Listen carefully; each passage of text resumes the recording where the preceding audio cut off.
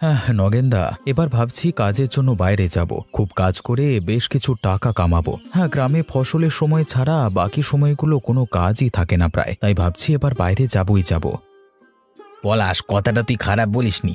তবে আমি গ্রাম ছেড়ে বাইরে গিয়ে কাজ করবার পক্ষে নই। গ্রাম গ্রামই, সে যতই তুমি বাইরে যাও, বড় শহরে যাও, গ্রামের মতো শান্ত কোথাও নেই। সেটা অবশ্যই ঠিকই বলেছ নগেনদা, কিন্তু টাকা রোজগারের জন্য বাইরে তো যেতেই হবে, তাই না? গ্রামে না আছে কোনো অফিস কাছারি, না আছে মিল বা অর্থ উপার্জন করবার কোনো সাধন। পলাশ, বলি কি, এই গ্রামে থাকলে নিজের বাড়ির সময় মতো ভালো মন্দ খাবার, এই দুপুরে সামান্য দিবানিদ্রা, এই সকালেও নিজের মতো করে ঘুম থেকে ওঠা, বলতে পারো নিজের এক প্রকারের স্বাধীনতা আছে। কিন্তু বাইরে গেলে পরের অধীনে কাজ করতে হবে। নগেনদা, যাই বলো, আমি ঠিক তোমার কথায় একমত হতে পারছি না। গ্রামে কত লোক বাইরে গিয়ে কাজ করে সংসার চালাচ্ছে, তাহলে ওরা কি ওখানে সুখী নেই বলছো? তা তুমি ঠিকই বলেছ পলাশ। ওপর ওপর তাদের সবাইকে সুখী মনে হয়, কিন্তু ভেতরে তারা গ্লানিতে জ্বলছে। বাইরে গিয়ে কাজ করলে প্রথম প্রথম বেশ ভালো লাগে, তারপর আস্তে আস্তে মালিকরা তোমার দুর্বলতা জেনে তোমাকে তাদের মতো করে চালাবে। হ্যাঁ। নগেনদা, তুমি কি করে জানলে এসব? তুমি তো কখনো বাইরে যাওনি। আর কি কি হতে পারে বাইরে গিয়ে কাজ করলে? বলছি পলাশ, শোন, আমি তো তাই কোনোদিন বাইরে যাইনি। একবার বাইরে গিয়ে কাজ করা শুরু করলে এই সুবিধে অসুবিধে মতো ছুটি পাবি না। তোকে গাধার মতো খাটিয়ে নেবে, তারপর স্বল্প টাকা দিয়ে মুখটা বন্ধ করে দিবি, বুঝলে? তাহলে তুমি বলতে চাইছো বাইরে গিয়ে টাকা রোজগার করবার পরিকল্পনাটা উচিত হবে না? আমাদের গ্রামেই থেকে যা করবার করব, এখানেই সুখ, তাই তো? হ্যাঁ, দিলাম তো পলাশের মাথাটা নষ্ট করে। কি গো পূজা, কোথায় আছো? ওই তো পূজা, তোমার শরীর ঠিক আছে তো মা? মুখটা কেমন যেন শুকিয়ে গেছে, কি হয়েছে বলো দেখি আমায়। জেঠিমা, আমার মন মেজাজ একেবারেই ভালো থাকে না। আমাদের অর্থনৈতিক ক্ষমতা এত খারাপ হয়ে গেছে যে তোমাকে কি বলি। ও আচ্ছা আচ্ছা, বুঝেছি। তাহলে পলাশ কি কোনো কাজকর্ম করে না? গ্রামে থেকে যখন যেটা কাজ পায় তখন সেটা করে কিছু টাকা নিয়ে আসে বটে, কিন্তু সেই সামান্য টাকা দিয়ে সংসার চলে না জেঠিমা। তাহলে পলাশকে বলো কিছু বাইরে গিয়ে কাজ করতে। অনেকেই তো আমাদের গ্রাম থেকে গিয়ে বাইরে কাজ করছে। শুনলাম বাইরে গিয়ে কাজ করতে পারলে নাকি অনেক টাকা পাওয়া যায়। তুমি ঠিকই শুনেছ গো জেঠিমা, পলাশও ভাবছে বাইরে যাবে, তবে যখন যাবে তখন যাবে। কিন্তু এই মুহূর্তে আমাদের পেটে ভাত জোটানো যে মুশকিল হয়ে গেছে জেঠিমা। আমার যে আর ভালো লাগছে না, কি করি কি না করি। মন খারাপ করো না পূজা, একটা কথা বলি, তুমিও কাজ করে তোমার বরকে সংসার চালাতে সাহায্য করতে পারো। আমি কাজ করে পলাশকে সাহায্য করব? কি কাজ করব আমি? কে আমাকে কাজ দেবে? আমি বলছি শোনো, আমার একটা কুমড়ো ক্ষেত আছে, সেখানটা তোমার দেখতে হবে এবং সেখান থেকে কুমড়ো নিয়ে বাজারে বিক্রি করে যে টাকা পাবে সেই টাকার কিছু অংশ আমাকে দিয়ে বাকিটা নিজের হাতে রাখবে, বুঝলে? ওই নীলিমা, দেখো দেখো, ওই ছেলেটা পূজার বর না? হ্যাঁ গো, ওটা তো পূজারই বর। কি কাজ করে দেখে তো মনে হচ্ছে না খুব একটা ভালো রোজগার করে বলে। ওই আর কি, দিন আনে দিন খায়, যখন কাজ থাকে খাবার জোটে, না থাকলে উপবাস। যা বললে নীলিমা, পুরুষ মানুষের যদি রোজগার কম হয় তাহলে কেউ ভাব দিতে চায় না। ওই পূজার কথা ভাবলে কষ্ট হয় গো লতাদি, খুব ভালো মেয়েটা, কিন্তু ওর কপালে এমন ভিখারি বর জুটেছে। নীলিমা, তোর কথা শুনে আর হাসি পাচ্ছে আমার। তার মানে ওর বরের মতি রোজগার নেই, ওদের তাই অভাবের সংসার। তো হবে আর কি, ভাগ্যিস আমাদের বরেরা বাইরে গিয়ে কাজ করে, নইলে আমাদেরও এই পূজার মতোই অবস্থা হতো। বাহ! এই বুড়ির কুমড়ো খেতে তো বেশ ভালো কুমড়ো ধরেছে, হ্যাঁ? একটা কাজ করলে কেমন হয়? আজকে রাতে যদি একটা কুমড়ো চুরি করতে পারি তাহলে সেটা বেচে কালকে সকালে গিয়ে কিছু টাকা আনতে পারবো। হ্যাঁ।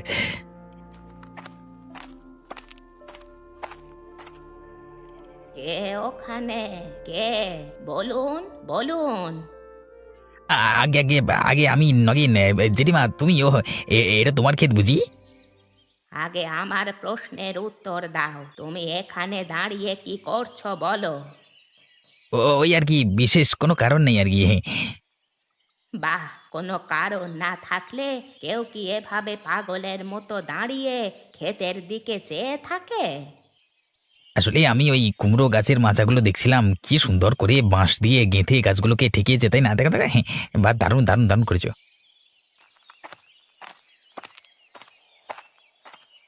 নগেনকে দেখে আমার মনে সন্দেহ জাগছে। ওর মতি গতি দেখে খুব একটা সুবিধাজনক মনে হচ্ছে না। নিশ্চয়ই ওর মনে অন্য কোনো ফন্দি আছে। বাহ বাহ, পার্বতী দেখছি বাজারে কুমড়ো নিয়ে বসেছে। যাই, গিয়ে ওকে কটা কথা শুনিয়ে দিয়ে আসি। 100, 135, 200, 210, 280, 365, 420।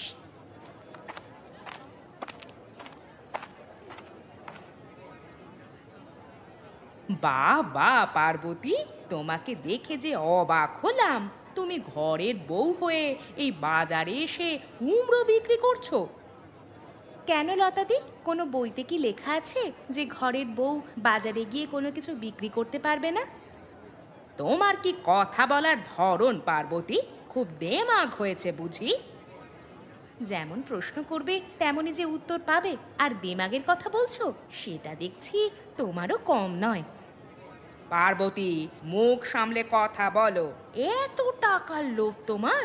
বর বাইরে কাজ করে টাকা কামায়, তাতে তোমার হয় না, তোমার আরো আরো টাকা চাই। টাকার পিশাচিনী কোথাকার। আর একটা কথা বললে তোমার জিভ আমি টেনে ছিঁড়ে ফেলবো। আমি কুমড়ো বিক্রি করে টাকা রোজগার করছি, তাতে তোমার এত গায়ে জ্বালা হচ্ছে কেন শুনি? তোমার মতো তো আমি পয়সার পিশাচ নই যে বাজার হাটে দুম করে বসে শাকসবজি বেচতে শুরু করব। আমাদের বড় বাইরে কাজ করে, কই কই আমরা তো টাকার পেছনে ছুটছি না। আমাদের তোমার মতো এত টাকার খিদে নেই, বুঝলে? টাকার খিদে নেই বটে, কিন্তু অন্যের পেছনে লাগার অভ্যেস আছে, তাই না? পরনিন্দা পরচর্চা এসব করেই দিন চলে যায় তোমাদের। আমি তো আর ঘরে বসে নেই যে এইসব করব। সসম্মানে নিজের ক্ষেতের কুমড়ো বিক্রি করে রোজগার করছি, লোকের পেছনে কাঠি দিয়ে নয়।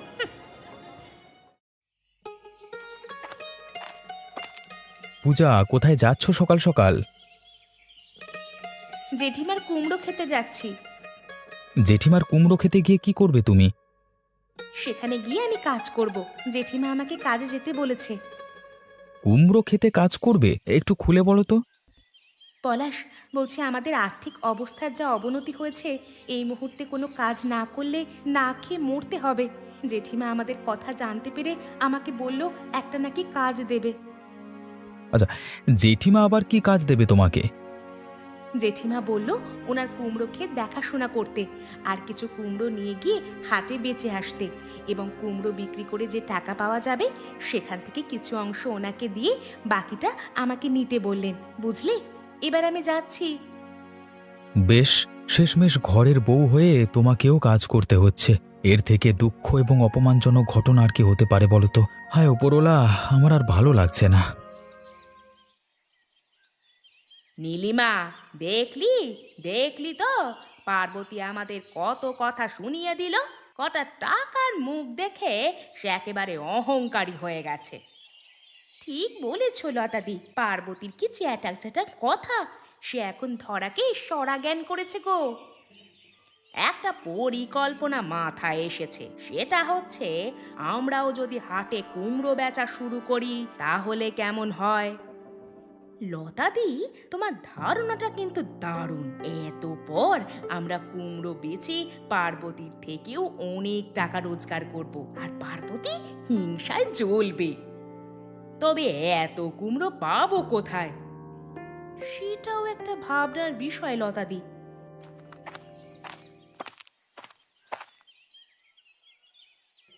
কি হলো বউটান, কিসের এত আলোচনা হচ্ছে শুনি? পলাশ, বলছি আমরা দুজনে হাটে গিয়ে কুমড়ো বেচতে চাই। হঠাৎ হাটে গিয়ে কেন কুমড়ো বেচার শখ হলো? তোমাদের পরেরা তো বাইরে কাজ করে, তাই না? আসলে আজ হাটে পার্বতীকে দেখলাম কুমড়ো বেচতে, তখন লতাদি ওকে বলল, তোমার বর তো বাইরে কাজ করে, ভালোই রোজগার করছে, তাহলে তোমার এত পয়সার খিদে কেন যে তুমি কুমড়ো বিক্রি করতে হাটে বসেছো? বাবারে, পার্বতীর দেখি খুব দিমাগ হয়েছে। এরপর কি বললো? এরপর আমাদের যা তা কথা শোনালো, বলল ও নাকি আমাদের মতো বসে নেই, সসম্মানে কুমড়ো বেচে টাকা রোজগার করছে। তাই আমরা ভাবলাম আমরাও কুমড়ো বেচবো হাটে গিয়ে, তার জন্য তোমার সাহায্য চাই। বেশ বউটান, তোমাদের এই ঠাকুরপো আছে না, এই দেখো হুকুম করো, দেখবে সব হাজির হয়ে যাবে সামনে। নগেন, আমাদের কিন্তু কুমড়ো এনে দিতে হবে, কি পারবে তো?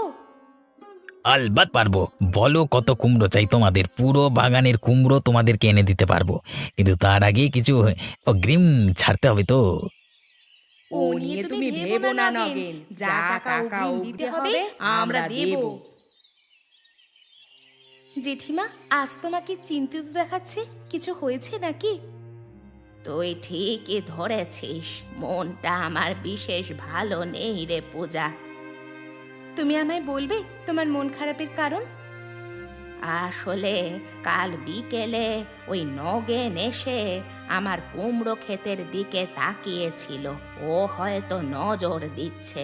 আমি জিজ্ঞেস করতেই কথা ঘুরিয়ে চলে গেল। এমনিতেই নগেন সুবিধের নয়, তাই চিন্তা হচ্ছে। জেঠিমা, আমারও খুব ভয় হচ্ছে। নগেনদা খুব একটা ভালো লোক নয়। ও যখন তোমার কুমড়ো খেতে এসে দেখে গেছে, তার মানে ওর মনে নিশ্চয়ই কোনো কুটিল পরিকল্পনা আছে।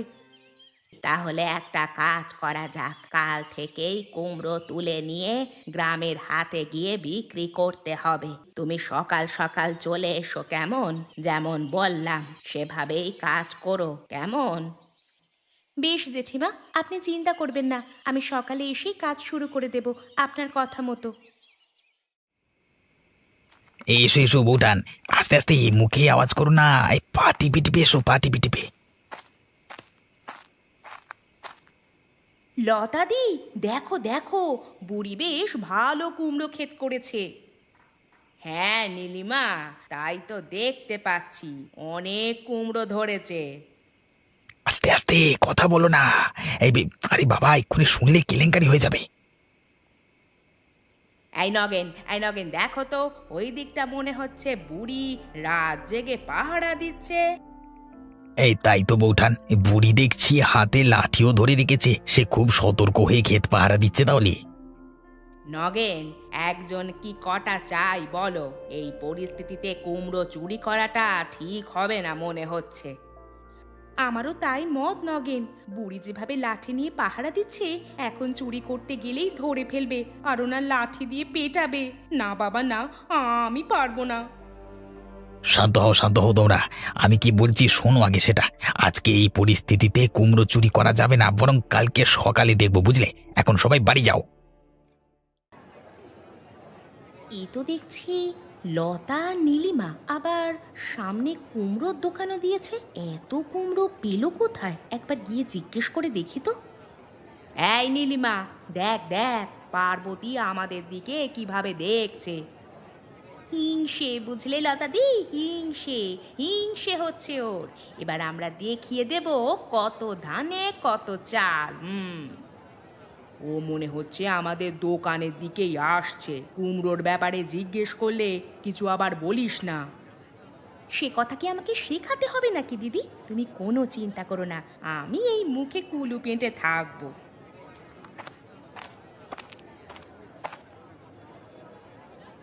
আচ্ছা, এত কুমড়ো কোথা থেকে পেলে তোমরা? নিশ্চয়ই কোনো গন্ডগোল আছে, বলো তো, সত্যি কথাটা বলো তাড়াতাড়ি। হায় রে, আমার সব শেষ হয়ে গেল রে, সব সর্বনাশ হয়ে গেছে। এখন আমি কি করি, কোথায় যাই? আমার ক্ষেতের সব কুমড়ো চুরি করে নিয়ে গেছে। হায় রে। হে হরি, তোমার এই সর্বনাশ কি করলো গো জেঠিমা? সব কুমড়ো চুরি করে ফেলেছে? ইস, এত কষ্ট করে তুমি কুমড়ো ক্ষেতটা করেছো। পূজা, আর বলিস না, সবই আমার পোড়া কপাল। জেঠিমা, তোমার মাথা থেকে রক্ত বেরোচ্ছে, কি করে মাথা ফাটলো তোমার? আর কারাই বা এই জঘন্য ঘটনা ঘটালো? কাল রাতে আমি পাহারা দিচ্ছিলাম আমার কুমড়ো খেতে। ভোর রাতের দিকে দুজন চাদর গায়ে দিয়ে মুখ ঢেকে এসে আমাকে মারতে শুরু করলো।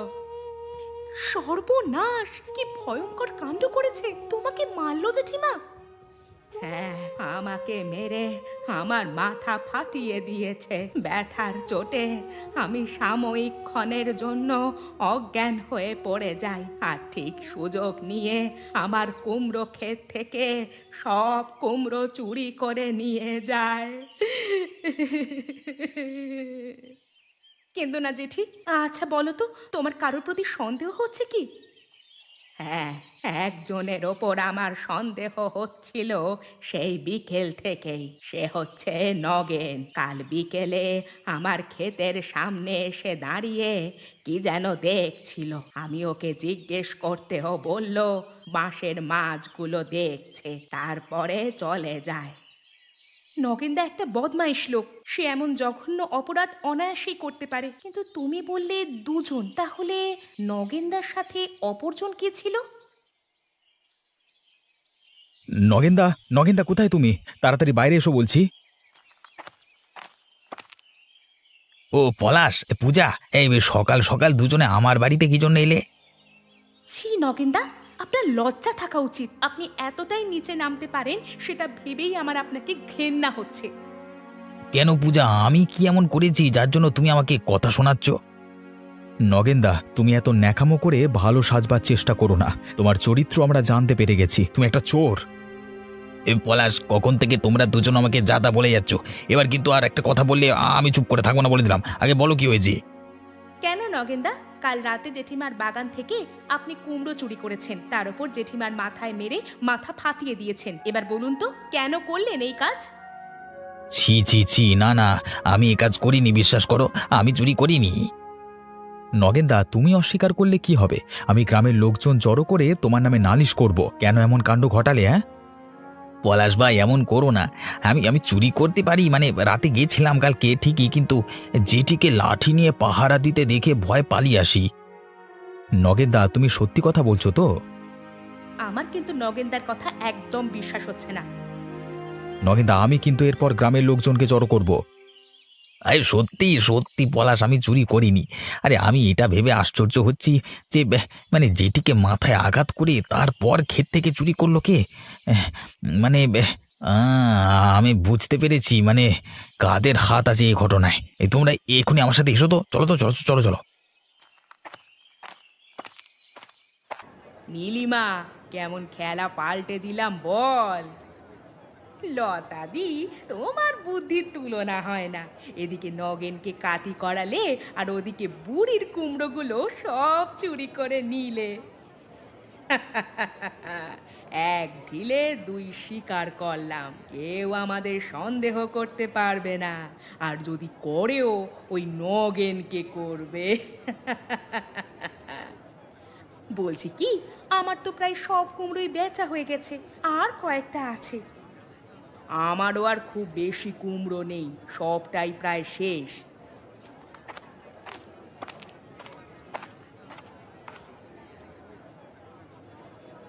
এই যে বৌঠান, খুব আনন্দ করে কুমড়ো বেচা হচ্ছে, ভেবেছে কেউ টের পাবে না। হ্যাঁ, এই যে দেখো, ক্ষেতের কুমড়োগুলো প্রায় সবটাই বেচে ফেলেছে। এই দেখো।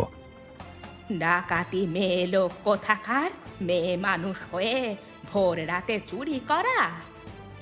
তোমাদের সাহস তো কম নয়, তোমরা জেঠির মাথায় আঘাত করে ওনার ক্ষেত থেকে কুমড়ো চুরি করেছো।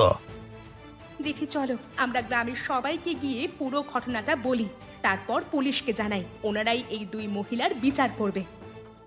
আপনাদের এই কাণ্ড আমরা গ্রামের মোড়লকে জানাবো, তারপর জেঠিমার মাথায় আঘাত করবার জন্য পুলিশের কাছে ডায়েরি করব। পলাশ, পলাশ তুমি এমন কাজ করো না। আমি আমি তোমাদের সকলের কাছে ক্ষমা চাইছি। আমিও আপনাদের কাছে ক্ষমা চাইছি।